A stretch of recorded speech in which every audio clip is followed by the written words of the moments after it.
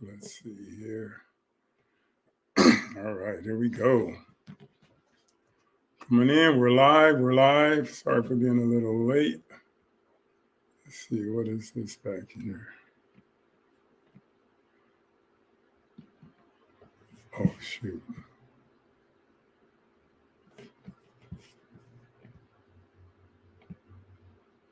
Get that out of the way.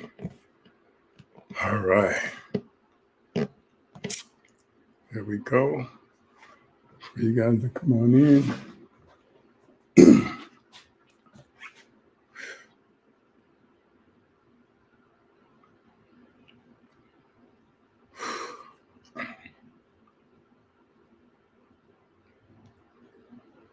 All right, let's see.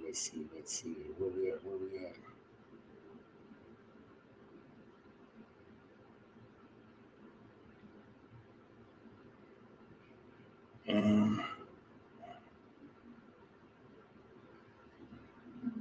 Huge.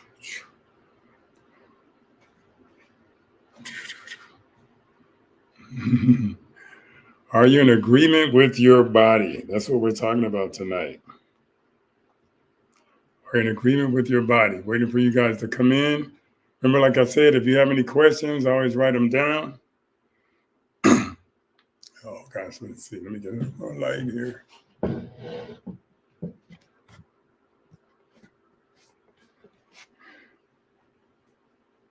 Let's see. Let me check on it.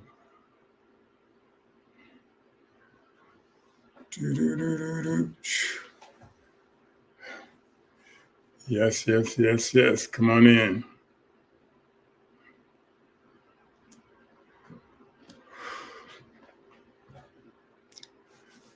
Well, tonight's subject is, are you in agreement with your body?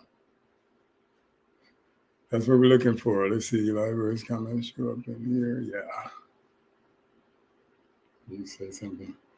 Welcome everyone. Welcome everyone into the room. I'm just testing the audio levels, make sure everything is okay.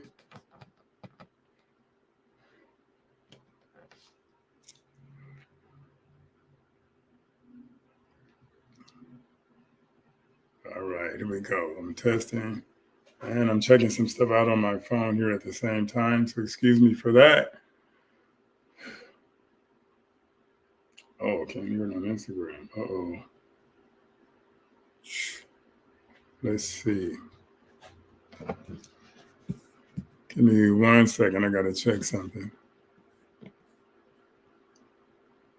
Okay, Unstoppable joined.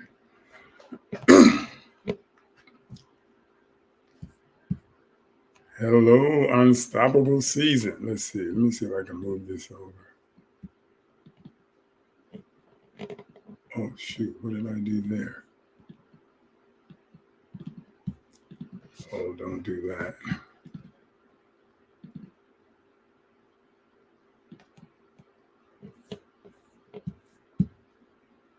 Sorry.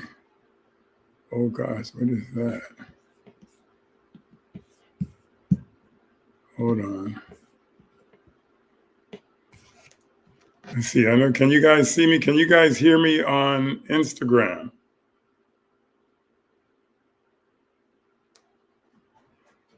What is this going on?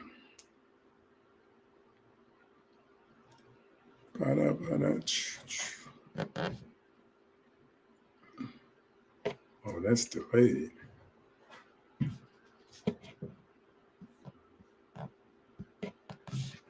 Give me 1 sec, you guys. I'm sorry about that. YouTube sounds great. Let me check YouTube.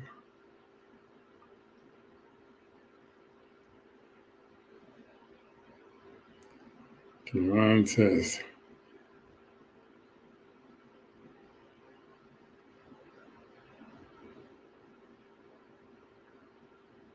Hey, oh,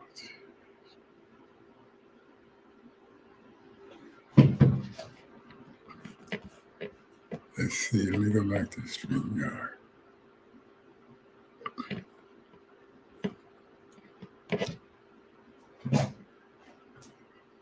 Okay.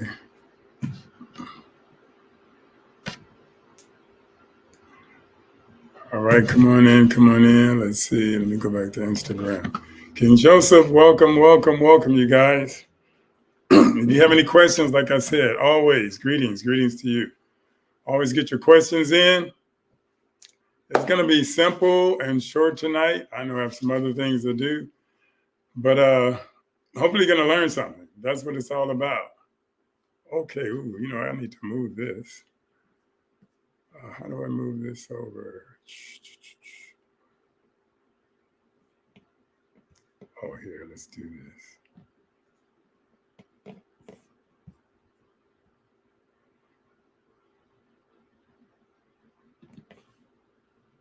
Oh, nope, can't do that.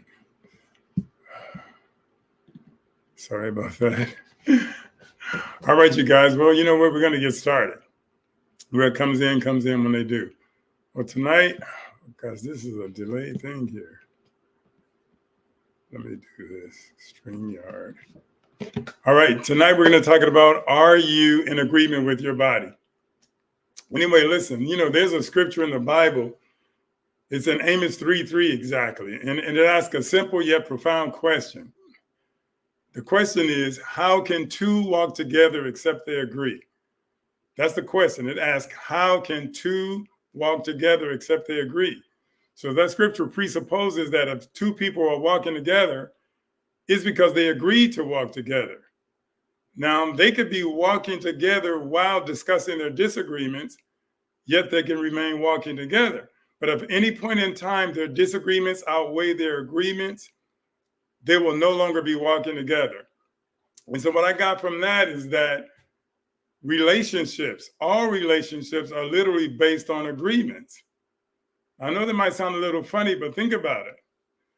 The United States, we have relationships based on our agreements, and we have allies, and we have people that we don't have relationships with because they don't agree with us.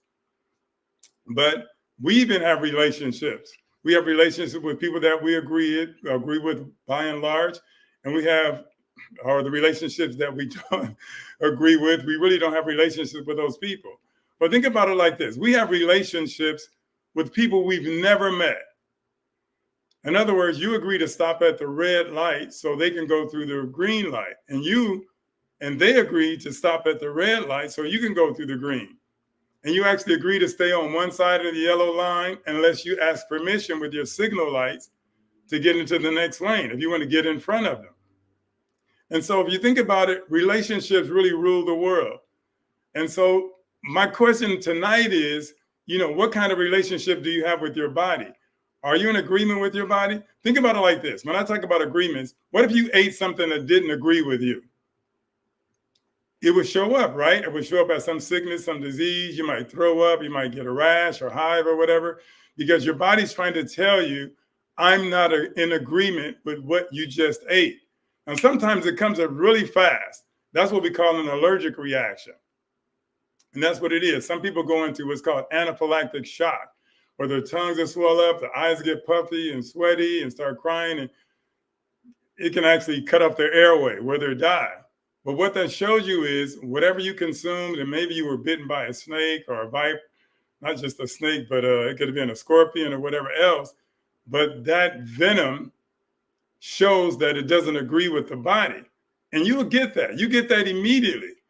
But see, sometimes we eat food and we don't get that reaction until later on. It can actually be years later.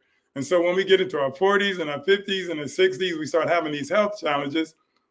And these health challenges always come about because it's the body speaking to you. It's the body saying, stop doing what you've been doing to cause me to signal you in this way. But by and large, you don't look at that as an agreement. But it's a disagreement, and your body's trying to tell you what it needs. In my book, Body Intelligence, I have a chapter called The Body Speaks.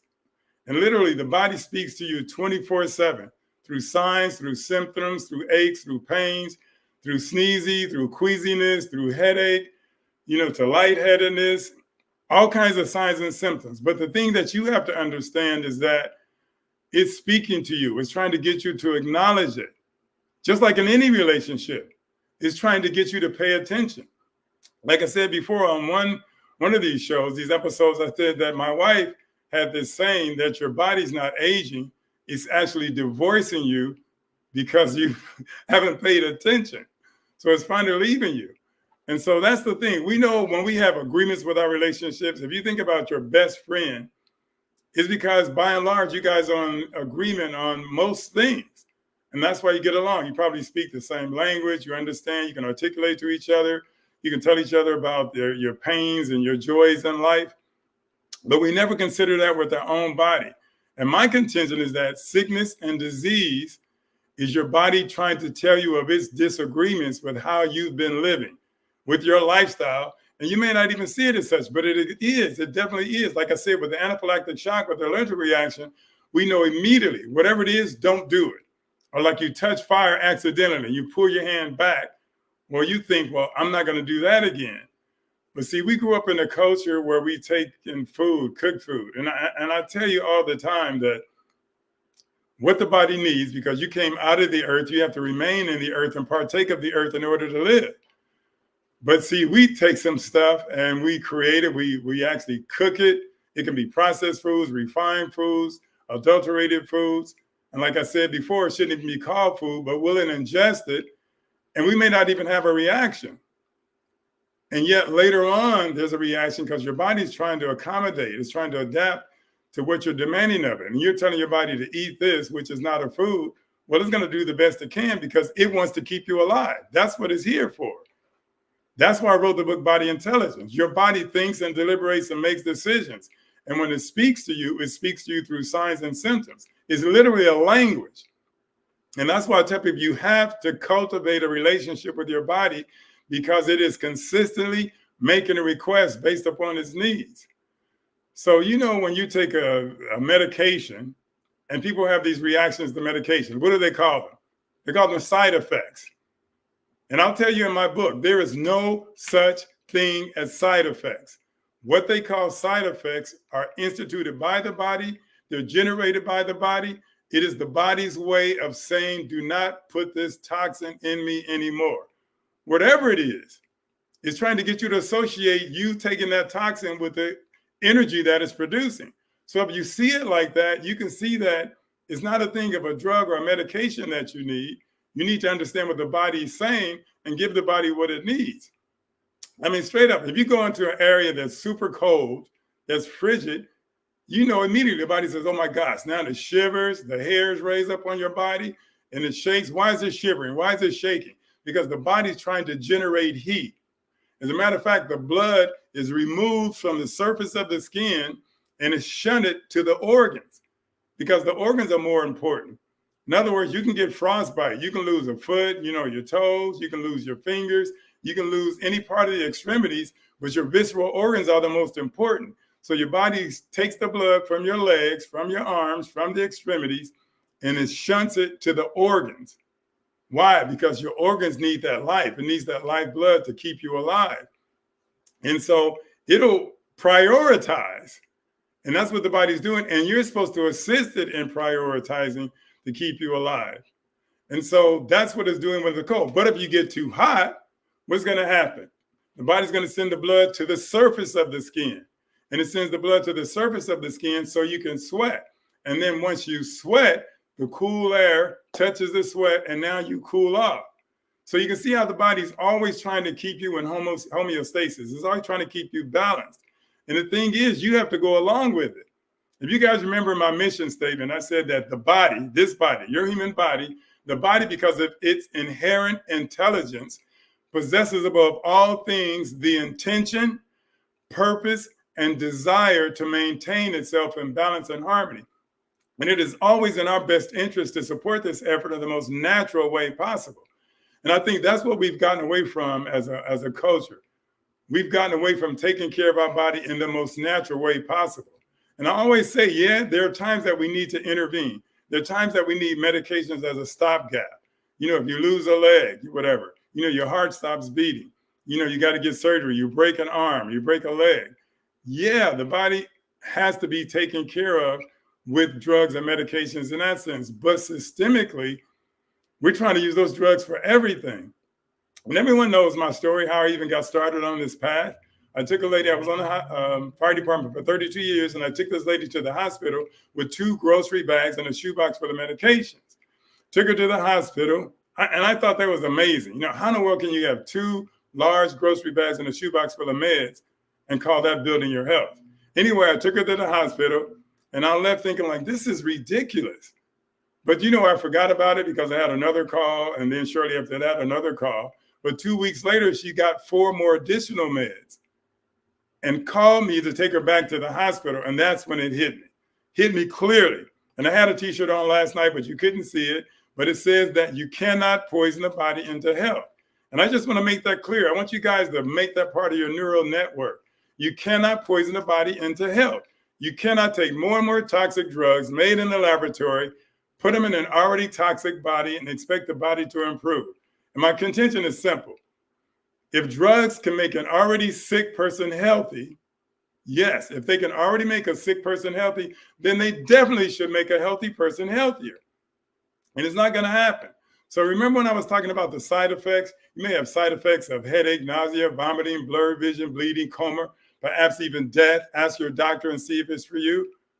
Well, no, you just told me it wasn't for me, because it can cause all of these so-called side effects and even death.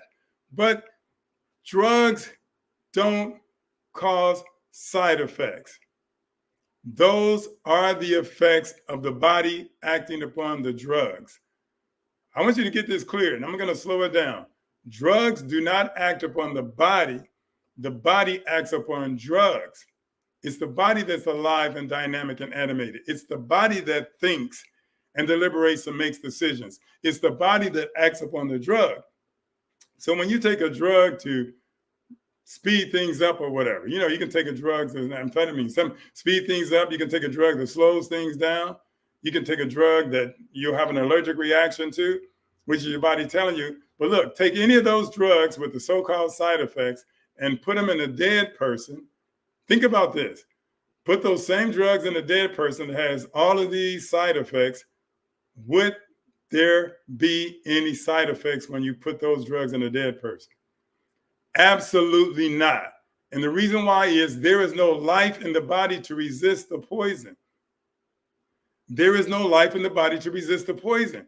You have to understand, it's your body speaking to you. It's your body talking to you. It's the body's energy that's telling you, don't do this anymore. It's literally like your body's over here standing out on a bridge and say, don't come this way anymore. Don't come this way. The bridge is out. But yet you ignore it because you want to silence the symptom. That's all you want to do. So you go on and take a drug and you silence the symptom that the bridge is out. And so you just go on and drive off the bridge. That's because you're in disagreement with your body. What is your body saying when it speaks to you? Like I asked about, what is the body saying with a headache? That you didn't have enough aspirin, enough Motrin? What is the body saying when when you have high blood pressure? Is the body saying, you know what, we didn't take enough hydrochlorothiazide or verapamil or clonidine or tenolol or Cinepril? No. When the body signals high cholesterol, and cholesterol, believe it or not, is a good thing. That's how we make hormones. But when your body has this high cholesterol, what is it saying to you? That we need Lipitor or Crestor? No, it's not. When the body has cancer, anybody, just think about this. When the body signals with cancer, if you will, is it asking for chemotherapy, radiation, and tamoxifen? I say, no, it's not. And because it's not, when we give it that, now we have side effects of what? They lose their hair, they go bald, you lose the eyebrows, you get emaciated. Now you have this whole thinning process. You know what? One day I went to I took a patient to the cancer ward at Cedars-Sinai. If you go into any of the bathrooms in there, you go into the bathroom, you'll see a sign above the toilet. You know what it says? If you're on chemotherapy drugs, flush the toilet twice. Why do you think that is? If you're on chemotherapy drugs, flush the toilet twice. Because you know when you flush those toilets, they get that splash, they can come up and hit you on the butt. Well, if you're on chemotherapy drugs, they want you to flush it, to get it out, and then flush it again to clear it. Because if you don't, you go in there and somebody else flushes it and boom, now it's on you and you'll get a burn because it's a toxic drug. Doesn't matter if they call it beneficial. A drug by any other name is just a drug. It's a poison. You can call it a medication. You can call it a drug. You can call it the best drug since sliced bread. it's still toxic to the human body. And the body tries to tell you that. And so when I talk about agreements, when your life is thriving, when you have all blood flow, lymph flow, nerve flow, when you have everything that you need happening in your body on a cellular level, everything's flowing, everything's good. No headaches, no backaches, no pain, no aches, no arthritis, none of the diseases that we so-called call diseases, because what you're doing at that time is in agreement with the body. What am I saying? I'm trying to get you to understand when the body's telling you something, you have to listen. You have to cultivate a relationship with your body because it's talking to you, but you have to get to understand what it's saying. A headache is not asking for aspirin. You probably need more water. You're probably dehydrated because you just don't drink enough. And so when you don't, the body just sends the toxins up through the blood and they translate, go into your head, you translate it as a headache. Think about it like this. You know when you really get busy and you skip breakfast and you skip lunch and you get that hungry headache because you haven't eaten? Well, the reason for that is that because you didn't have to have any food to digest, your energy that would normally be used for digestion is redirected to step up elimination.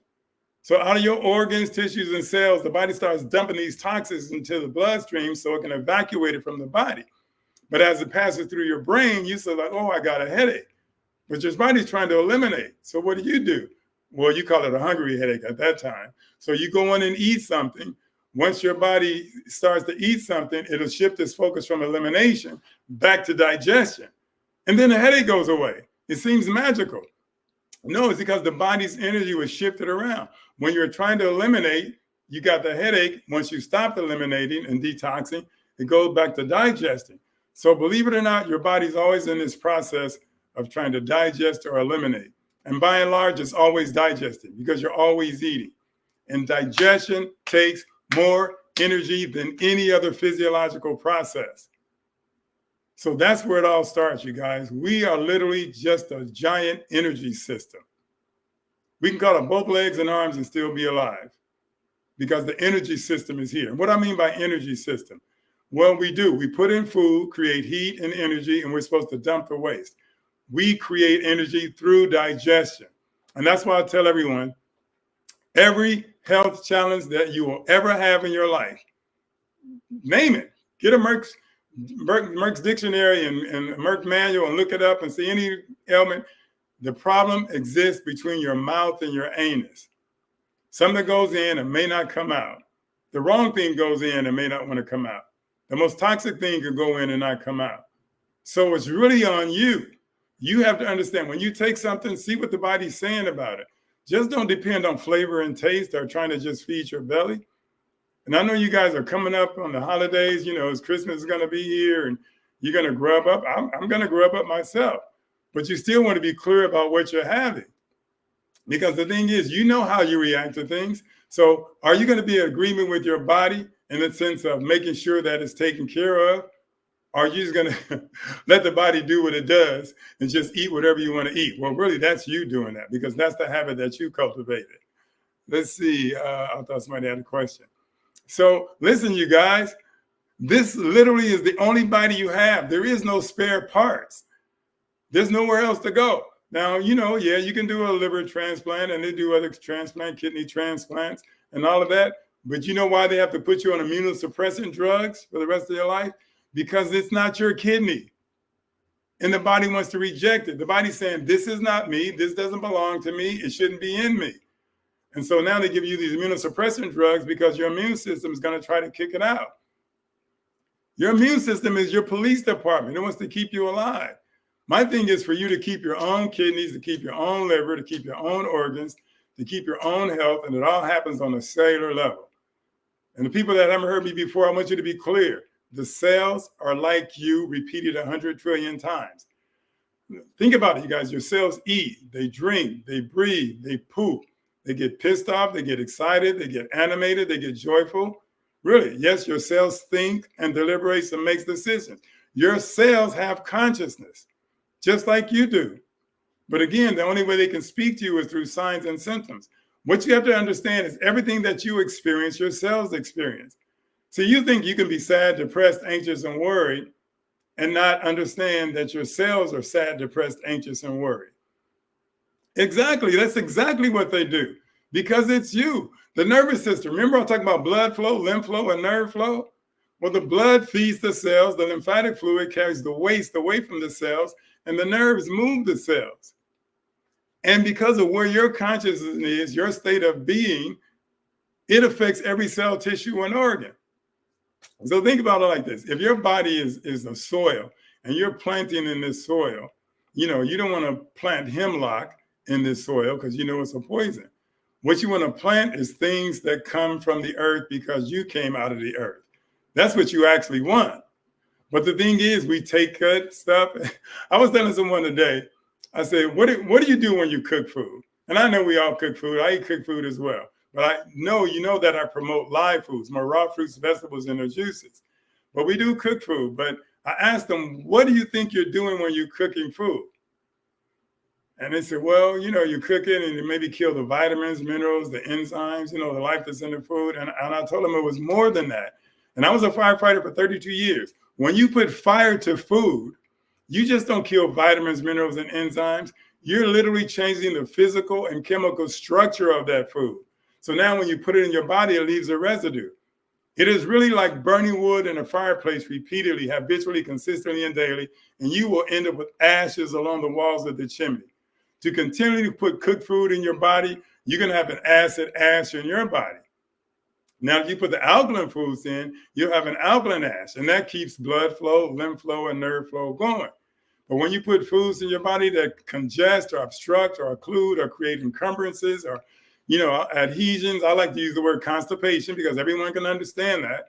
When you constipate blood flow, lymph flow, and nerve flow, you're creating a problem.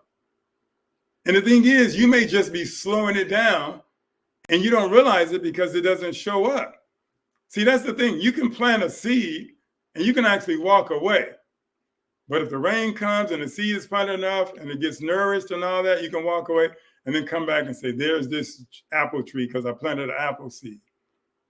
Well, you plant things in your body. You've been planting things in your body since you came upon the planet. And your mom may not have breastfed you. Maybe they gave you some Similac or whatever other thing that they had out there that congest the body. You ever wonder why young children's nose are always running? They can have mucus in their eyes, mucus coming out of their nose. I used to think that, well, they're just a child and they didn't know how to blow their nose.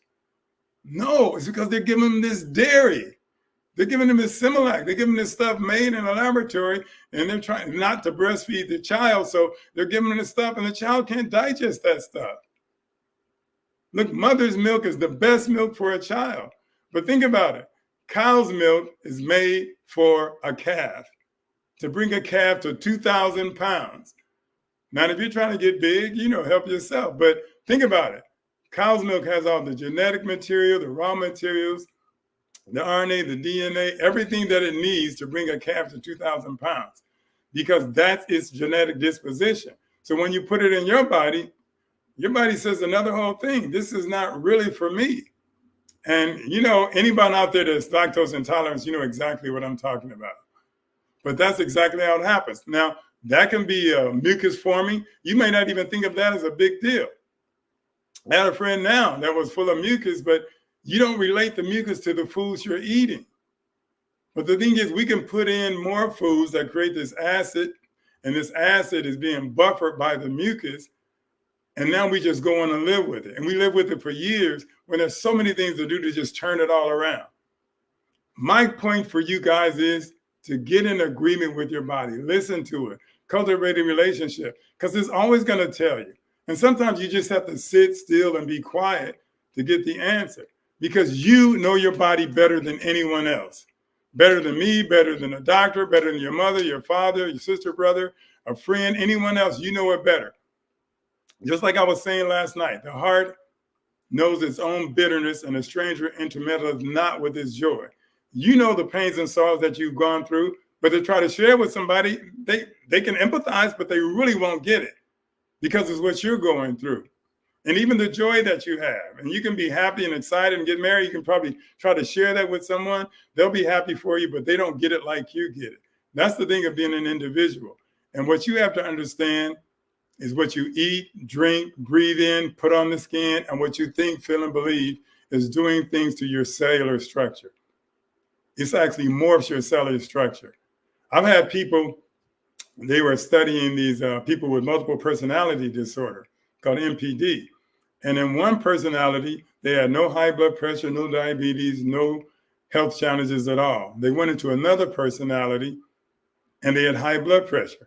They went into a different personality and had diabetes.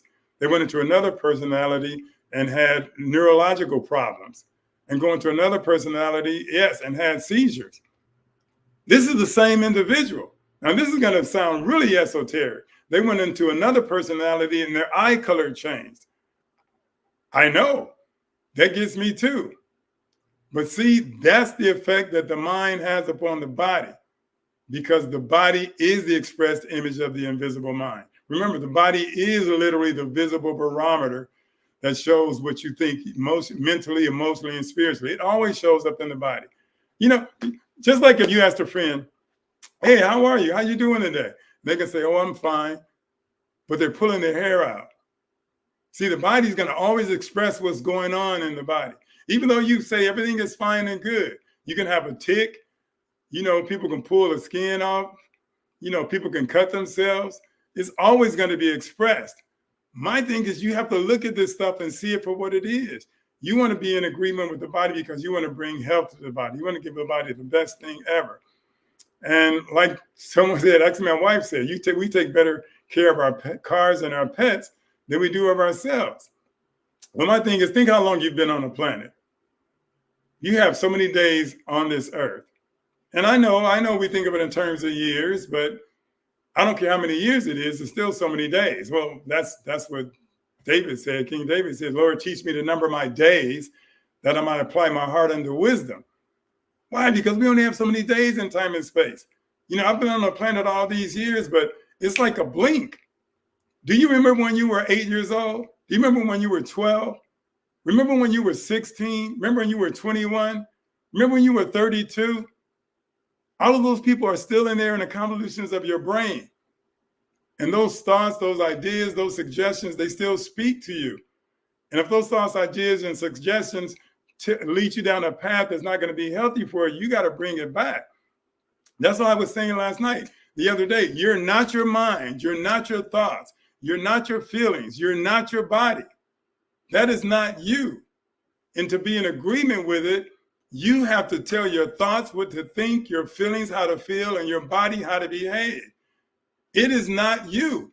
But we live life continuously like it's us. And then our view and map of the world, our perception of the world leads us down a path that may not be best for us. And I'm going to iterate it again because of how the mind works. Remember, the mind does exactly what it thinks you want it to do. It does exactly what you think you want it to do. Now, you could be thinking you want to do something else consciously, but subconsciously, your body says, oh, this is what you really want to do. That's why I was saying last night, you want to know what you really think, feel, and believe? Look at what you do. Because it always shows up. You can say, oh, gosh, I don't want to do that. I don't want to do that anymore. But you do it because you're pushed to do it. And that's why I said, you have to tell your thoughts what to think, your feelings how to feel, and your body how to behave. Because if you're in a car, if you look at this as a vehicle, like I said last night, this is the temple of God, and your mind is the altar at which you pray. So even your thoughts, what you think repeatedly, habitually, consistently, and daily, that's a prayer. I don't care if it's good, bad, or indifferent. You're thinking it as a man thinks in his heart, so is he. And you're thinking something repeatedly, habitually, and daily, that's where you're going to go. So if you're in a car trying to make that right turn and the car goes left, you would immediately take it to a mechanic. If you tried to back up and then it went forward, you go like, whoa, wait a minute. I can't even take this car outside. If you tried to go to the left and it went to the right, see, you would understand that vehicle needs some work. And when you allow your body to take you on a path, and you have to be in agreement for the health's sake, because your body will tolerate anything that you do. Any of you out there smoke? Remember when you first smoked, you took that breath, you coughed. Why? Because your body said, this is not good for my lungs. I need all the oxygen I can get. I need to take in this bulk air and extract the oxygen to attach it to my red blood cells to carry to every other cell in the body. But you smoke and you cough, and you smoke and you cough, and you're hanging around your friends, and you just keep doing it. All of a sudden, the cough leaves. because your body says, well, if you keep doing this, I'm going to have to find a way to adapt. So I'm going to do the best thing possible. And we know how we adapt to the environment that we are in. I mean, it's like, my wife lives in Chicago. She's used to it. I think she has thick blood. And so she could be warm and I could be cold. I'm like, what is this? This is 50 degrees. I joke sometimes and say, I fade below 70 degrees. As soon as it's 69, I can start complaining. I got to do better than that now. So I'm really just moving the blood and doing what I have to do. But you guys, any questions? I thought so. This is your one and only life right now, right here, in this physical body, in this realm, and you have to take care of it. That's my thing to you. And that's why I always go back and talk about how many people are over the age of 50 now in the United States at any time in history. And every month, 10,000 people turn 65. Well, we're definitely living longer. There's no doubt about it. But we're living longer with now more health challenges. And it's because we're in disagreement with our bodies. When you're in agreement, think about it. When what you think, feel, and believe says the same thing that your body says, I call that congruency. I mean, you ever see somebody, they want to go over here and all of a sudden they go back and then they want to go over here. See, that's double-minded. You can see it in their body and their actions. They're thinking one thing and then they go back over here and they think another thing and go back over there. Now you're in disagreement with yourself. That's still disagreement. You want the food that you eat to agree with you. You want the water, any fluids that you take in to agree with the body. You want the oxygen to agree with you. You want your relationships to agree with you. You want everything in your environment to agree with you. Now, you're going to overcome some obstacles because that's part of adaptation. Yeah, you're going to have to move the body against uphill, downhill. You're going to have to make some certain moves and some unexpected exertions on the body. And that's why you have to adapt. That's why you have to exercise. That's what's most important, because you need the clean foods and stuff like that and be still, and you still won't be able to adapt. That's the thing I saw in my 32 years on the fire department. People collapse. People collapse on a daily basis. People have heart attacks on a daily basis. That's all disagreement. Take any of the health challenge you can ever think about. It's a disagreement. You did things to the body that the body didn't like. And after so long, it got tired and says, look, I got to tell you about this. Because when it happens in the cells, think it, when the cells get constipated, you don't feel anything. It doesn't register in your nervous system.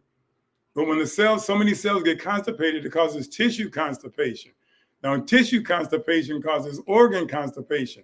Now, that organ constipation will finally register in your nervous system as a sign or a symptom. And then you go to the doctor because you know something's wrong. You're not in agreement. So you go to the doctor to so-called put you back in agreement. But he's going to try to put you back in agreement with the drug. A drug will never put you back in agreement. You want your body, your mind, your emotions, your feeling. You want everything saying the same thing. And that's what I'm telling you tonight. I want you to go in there. I told you I'm not going to be here long tonight, but I just wanted to get this out. It's all about agreement. I mean, even there's a book even called The Four Agreements. Think about when you're in agreement with your friends, isn't that the best? I mean, so lady, I think, what was it? Last week I said that the greatest situation of pain and pleasure on the planet are relationships. That's the greatest source of pain and pleasure on the planet are relationships. When a relationship is great, it's the best. It's euphoric, it releases oxytocin, you feel good, you feel in love. But then when it goes awry, worst feeling ever. I mean, you can be sad, depressed, anxious, and worried, and literally it can become oceanic. It just swallows you up like an ocean. But it's the same relationship, same person. What was the difference? It was one time you were in agreement, and the other time now you're not in agreement. That's exactly how it is in the body. Get in line. Get in agreement. Don't eat, drink, breathe in, put on the skin, think, feel, and believe things that are contrary to where the body needs to go. I mean, you wouldn't do it. You'll clean up your house. You'll clean the windows. You'll maintenance the car. You'll take care of your pets. You'll do everything that you care about. And I'm telling you, you won't even be around. I tell people, look at this. If you don't take care of your body, you won't even be able to do what you came into the planet to do. If you wind up being in disagreement with your body, you won't have the relationships. All relationships, like I said, are based on agreements, but all we have in life are our relationships and our love for each other and our health, really. Because think about it, if you don't have your health, you will not have the relationship. You won't have one without the other. I mean, I know so many people that, retire from the fire department like me and then die like a year or so after retirement. I don't like that. I would feel bad every time I would hear that. And then some will just die even before retirement. And the fire department, it's a hard job. It's a stressful job. It sends us into fight or flight night after night. I mean, just to jump up in the middle of the night and then go out there and attack a fire, essentially go run a 10K and come back and go to sleep and go do it all over again. For me, for 32 years, unfortunately, I got on young. I got on at 23, so I did my 32 years and got out at 55. Well, I was still vigorous. And now I'm still vigorous. Been gone 13 years now, but I'm telling you, you have to take care of your life. It is your responsibility. Don't make it your wife's or husband's or spouse's responsibility to take care of you. Don't make it your parents' responsibility, someone else your friend's responsibility. Yeah, we want to be accountable to each other. We want to create a village. We want to create a community. That's why I'm here. But this is it, you guys. I don't want you guys going into the next year and having a stroke. Like this one guy that called me last week. Oh, doc, I feel embarrassed. I feel embarrassed. I said, what are you embarrassed about? Oh, I know you told me everything and I had a stroke. He doesn't feel embarrassed in front of me. Oh, the word goes out, people can hear it and don't do anything about it. I used to feel horrible when people didn't take my advice for their health. I used to feel bad. I was sensitive. I would feel it in my gut. I was like, oh no, this is not good for my health. I had to get in agreement. It's like, oh no, people do what they do. That's what it is. I could put the word out. It's like what I do now, dust my feet off and keep moving. Because someone wants to hear. Someone wants to get this advice. Other people don't. And so I stopped. I charge for my time now. You want to do a one-on-one? Listen, you know why I do it like that? And you can say, oh, wow, yeah, I charge. And I charge a lot if you want a one-on-one. Because I want you to pay for what you need to do. Because if you pay for it and don't do it, then that's on you. You're going to feel twice as bad. But the reason why I charge is because we only have so much time on the planet. It can be a long time. But think about it. Your life is your time. Your time is your life. When your time runs out, your life runs out. So now when you're giving your time to someone that doesn't care about you, you're in disagreement with your body. You're in disagreement with your life. I mean, we give our time to somebody. I mean, think about it. You know what you can do with your time? You can sell it, which you do. Some of you guys sell it for cheap too. I don't know, $15 an hour or whatever. I'm not trying to get on you. I'm just saying, how do you value your time? Well, your income is telling you how much you value your time. Some of you give up your time for a Happy Meal. How horrible is that? No, but you're giving your time to somebody. You can give your time, you can sell your time, you can try to steal time, it won't happen. It is all you have. Everyone has been given this 24 hours in a day to do something productive, progressive with their time. And to me, it starts with the body. Any kind of change you want to see in your life, it starts with the body. And yeah, I know people say it starts with the mind, but the body is the expressed image of the invisible mind. So when you make your body do what it needs to do, because it's healthy for your body, it'll take it on. Just be disciplined long enough, and that's what I'm trying to do with the Total Body Reset starting January 1st.